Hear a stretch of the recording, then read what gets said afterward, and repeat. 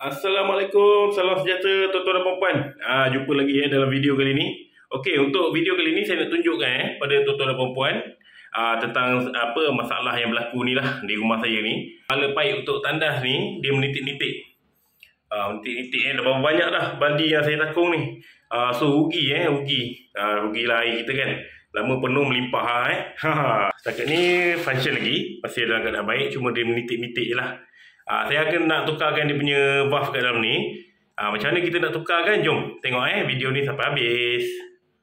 Okey tuan-tuan, untuk step yang pertama sekali, okey tuan-tuan tutupkan air dulu.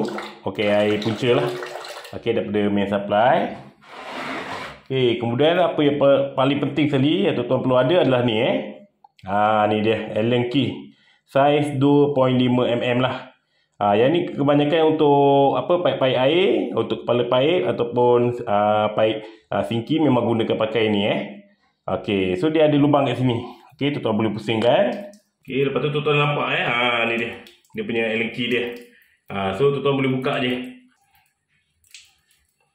Okey, just buka je lah. Buka tak perlu sampai habis. Okey, separuh je. Okey, kemudian terus cabut keluar macam tu. Next step, perlukan gastong Okey, untuk kita buka penutup ni. Valve ni kat dalam tu je. Okey, penutup ni kita buka gunakan gastong. Kalau nak selamat, kita lapik kain lah. Okey, pegang. Okey, pulas. Biasa dia tak begitu ketat Okey, ni dia valve yang perlu kita tukar So apa step sekarang ni adalah kita kena keluarkan valve ni dan kita pergi hardware beli yang baru lah. Buka pun sama juga. Okey, kita gunakan gastong juga lah. Tapi dia ada pin kat sini ada pin. Ni ada pin. Okey, pin ni kita buka dulu. Okey. Kita ambil gastong kita.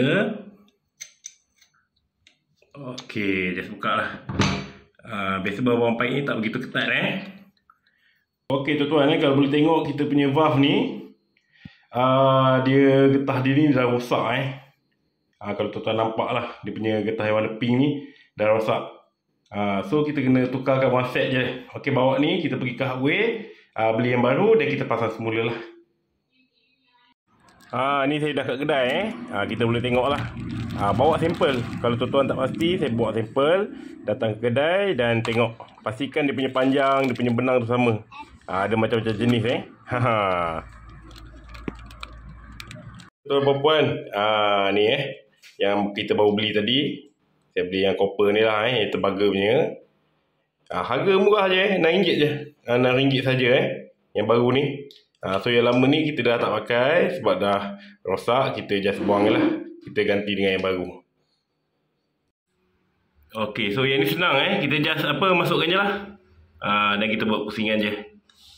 Okey, pusing dan kita ketatkan lah. Okey, bahagian ni kalau tak ada gastong pakai spanner je Okey.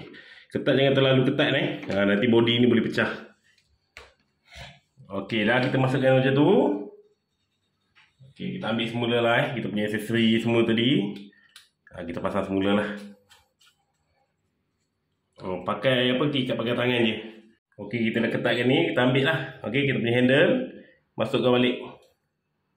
Masukkan balik adjust dia ikut gigi dia lah, supaya dia cantik. Okey, macam tu boleh lah sikit lebih kurang lah. Okey. Tu kan. Okey, kemudian kita ketat balik.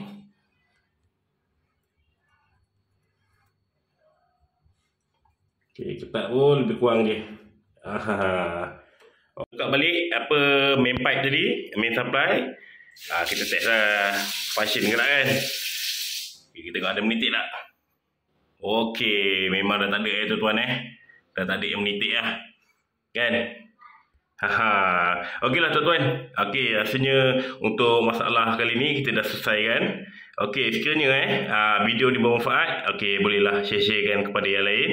Okey, boleh klik juga like, subscribe, dan kalau ada masalah yang lain boleh komen di bawah Okey, jumpa lagi di next video. Bye bye.